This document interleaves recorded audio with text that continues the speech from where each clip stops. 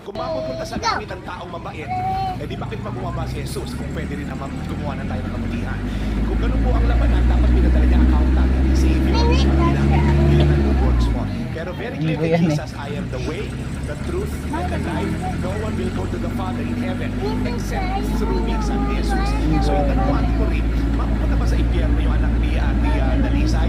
Hindi ko alam. Pero alam ko kung sino mapunta sa langit at matumanggap sa kapatawaran na inalok ni Jesus kung sino namatay sa krus ng Kalbaryo. So, lahat tayo dito papunta ng impyerno the moment kay panganak. So, hindi na question yung kung naman may impyerno, papunta ka ng impyerno. Kung di nang ihalap si God, John 3:16, for God so loved the world that He gave His one and only Son. Hindi siya nag-intervene sa history ng mankind. Lahat tayo papunta na naman ng impyerno. Kaya dapat magpasalamat tayo. Sabi sa Bible, it is by grace you have been saved. It's all by grace kaya ka mapunta sa langit. Jesus Christ died for you. So, to answer your question,